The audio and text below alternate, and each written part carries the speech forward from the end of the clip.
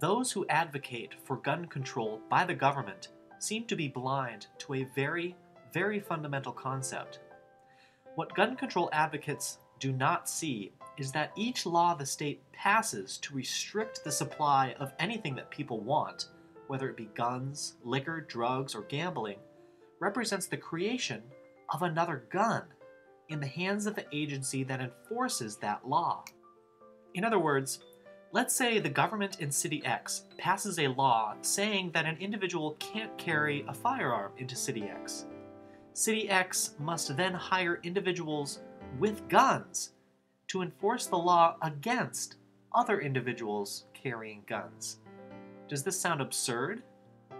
Meanwhile, the average peaceful individual who wishes to carry a gun into City X for the purpose of self-defense has been legally disarmed against not only criminal individuals who illegally carry guns or other weapons, but he has also been legally disarmed against the individuals who have been hired by City X to enforce the law. Therefore, gun control by the government never represents a decrease in guns, but rather a redistribution of guns from mostly peaceful individuals to the one agency on the planet that claims they hold a moral right to the initiation of violence. The individual who rightly faces a wall of retribution should he or she initiate violence is stripped of their means of self-defense, while the government and other criminals who face a world of rewards for initiating violence are handed more guns. So who loses in this sad charade? The peaceful individual, of course. Who wins? Well, you probably know. The Second Amendment of the United States Constitution guarantees citizens the right to bear arms. Why then are governments all around the world so quick to turn a blind eye to the generally accepted covenant that an individual has a universal right to self-defense?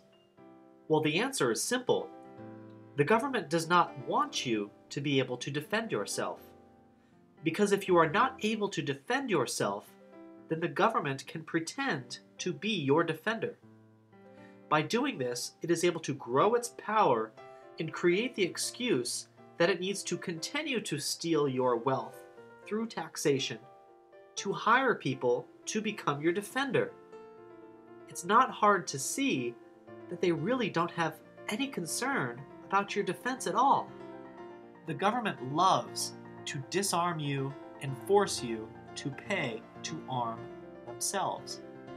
Because by doing this, they are creating a world in which they can continue to forcibly extract your wealth. How many people in the world today would pay their income tax if there was no threat of incarceration or force?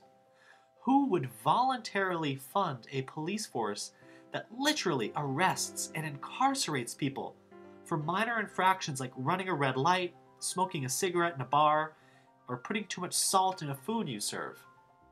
Who would voluntarily fund a military that engages in preemptive war against innocent civilians? Who would voluntarily fund a Homeland Security force that scans your naked body image and sticks its hands down your pants as a condition of your travel? So to those of you who are advocates of gun control, I urge you to try and see the consequences of what you advocate. And if you scream at me that the government is here to protect us, think for a moment of why the government still stands and why governments around the world still stand. Is it because they are a moral force for good to which people voluntarily donate their earnings? Or is the government an ancient, bloated system of slave-like control held in place by the propaganda of patriotism and the threat of force against its citizens? Please answer this and think twice before you say again, there ought to be a law.